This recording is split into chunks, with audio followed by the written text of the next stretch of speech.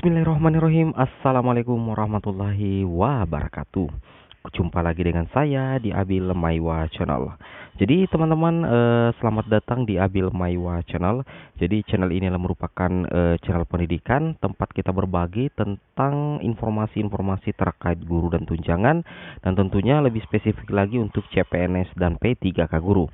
Jadi teman-teman ya, di video kali ini kami akan membahas terkait persiapan teman-teman mengikuti seleksi P3K Guru tahap yang kedua, yang mana di sini kami sudah menyiapkan materi yang wajib dipelajari guru honorer untuk capai target lolos passing grade tahap yang kedua. Jadi materi ini adalah merupakan rangkuman materi P3K Guru itu berdasarkan pengalaman tes tahap yang pertama.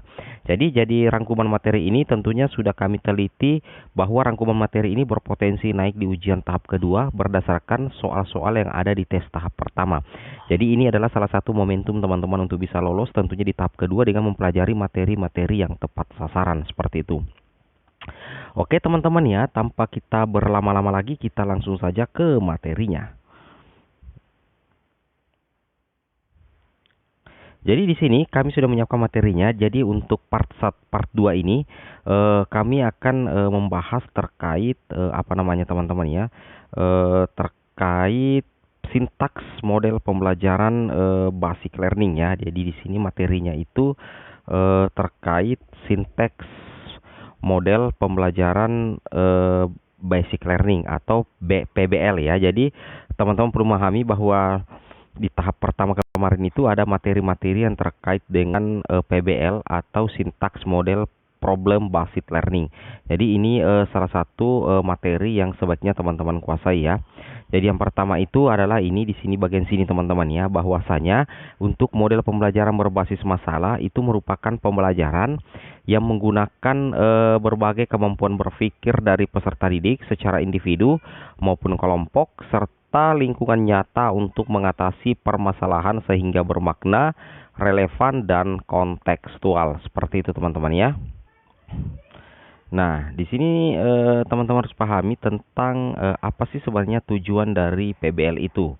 Jadi di sini teman-teman harus pahami bagian sini. Tujuan PBL adalah untuk meningkatkan kemampuan dalam menerapkan konsep-konsep pada permasalahan baru dan nyata, kemudian pengintegrasian konsep higher order thinking skill (HOTS) ya, keinginan dalam belajar, serta mengarahkan belajar diri sendiri dan keterampilan. Seperti itu teman-teman ya. Ini yang harus teman-teman pahami, diperhatikan saya di sini terkait karakteristik yang tercakup dalam problem basic learning atau PBL ya. Nah, jadi di sini ada beberapa karakteristik yang sebaiknya teman-teman pahami ya, jangan dihafal tapi dipahami saja. Jadi karakteristik yang tercakup dalam problem basic learning atau PBL adalah yang pertama adalah masalah ya, berkaitan ya. Jadi masalah itu digunakan sebagai awal pembelajaran. Jadi untuk awal pembelajaran tentunya ada masalah yang ingin kita pecahkan, seperti itu teman-teman ya. Nah, biasanya masalah yang digunakan merupakan masalah dunia nyata yang disajikan secara mengambang ya. Masalah biasanya menuntut perspektif majemuk. Kemudian poin 4 di sini, masalah membuat pembelajar tertantang untuk mendapatkan pembelajaran di ranah pembelajaran yang baru. Kemudian kelima, sangat mengutamakan belajar mandiri. Kemudian memanfaatkan sumber pengetahuan yang bervariasi, tidak dari satu sumber saja. Dan yang ketujuh, pembelajarannya kolaboratif, komunikatif, dan kooperatif. Seperti itu. Nah, ini adalah 7 karakteristik dari problem basic learning. Nah, di sini kita coba lihat karakteristik ini menuntut peserta didik untuk dapat menggunakan kemampuan berpikir ya. Jadi di sini dikatakan bahwasanya karakteristik ini menuntut peserta didik untuk dapat menggunakan kemampuan berpikir tingkat tinggi, terutama kemampuan pemecahan masalah. Nah, jadi seperti ini teman-teman ya, disimak saja terlebih dahulu seperti ini. Langkah kerja sintak problem basic learning dalam pembelajaran itu ada 5 ya. Orientasi peserta didik pada masalah, kemudian mengorganisasikan peserta didik untuk belajar, membimbing penyelidikan individu maupun kelompok, mengembangkan dan menyajikan hasil karya, dan menganalisis dan mengevaluasi proses pemecahan masalah. Nah, di sini juga sudah lengkap kami siapkan langkah-langkah pembelajaran problem basic learning ya. Diperhatikan saya teman-teman ya, di bagian sini ini. kami scrollkan saja seperti ini ya, secara perlahan teman-teman bisa pahami, bisa baca secara mandiri. Nah, di sini kita coba bahas terkait kelebihan dari model problem basic learning. Di sini ada 5 teman-teman ya. Ada berapa? Bukan 5 ya. Ada beberapa, ada sekitar 11 sampai 12 kelebihan dari model problem basic learning atau PBL itu sendiri. Yang pertama, pembelajaran itu berpusat pada peserta didik. Kemudian kedua, mengembangkan pengendalian diri peserta didik. Yang ketiga, memungkinkan peserta didik mempelajari peristiwa secara multidimensi teman-teman ya, dan mendalam. Kemudian mengembangkan keterampilan pemecahan masalah, mendorong peserta didik mempelajari materi dan konsep baru ketika memecahkan masalah. Kemudian mengembangkan kemampuan sosial dan keterampilan berkomunikasi yang memungkinkan mereka belajar dan bekerja dalam tim. Mengembangkan keterampilan berpikir ilmiah ya, di sini mengembangkan keterampilan berpikir ilmiah. Kemudian mengintegrasikan teori dan praktik yang memungkinkan peserta didik menggabungkan pengetahuan lama dengan pengetahuan baru dan memotivasi pembelajaran. Kemudian peserta didik memperoleh keterampilan mengelola waktu dan pembelajaran, membantu cara peserta didik untuk belajar sepanjang hayat. Seperti itu teman-teman ya. Nah, kita lanjut lagi di sini. Nah, kemudian di sini selain PBL ada syntax model discovery learning. Jadi selain problem basic learning, yang naik juga di ujian tahap pertama kemarin itu adalah terkait materi untuk model discovery learning. Jadi sini yang harus teman-teman pahami bahwasanya model pembelajaran atau penemuan discovery learning adalah memahami konsep, arti, dan hubungan melalui proses intuitif yang pada akhirnya sampai kepada suatu kesimpulan ya, seperti itu teman-teman ya. Jadi selain PBL ada discovery learning ya. Jadi teman-teman perhatikan ya, di sini ada discovery learning yang harus teman-teman pahami ya. Nah, di sini dikatakan bahwasanya proses discovery learning terjadi bila individu terlibat terutama dalam penggunaan proses mentalnya untuk menemukan beberapa konsep dan prinsip. Discovery dilakukan melalui observasi, klasifikasi, pengukuran, prediksi, penentuan, dan inferensi. Proses di atas disebut cognitive process. Jadi cognitive process itu berarti discovery dilakukan mulai dari tahap observasi, kemudian ada klasifikasi, ada pengukuran, prediksi, penentuan, dan inferensi. Seperti itu.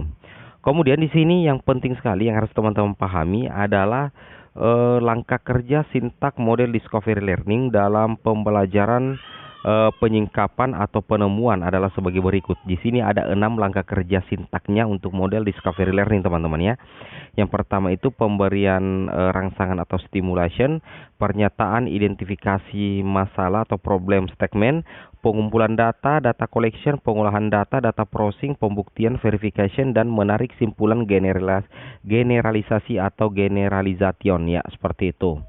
Nah, di sini berdasarkan sintak tersebut langkah-langkah pembelajaran discovery learning yang bisa dirancang oleh guru. Nah, teman-teman silakan perhatikan di sini. Ya, ini kami scrollkan saja ya supaya lebih cepat untuk dibaca dan dipahami ya.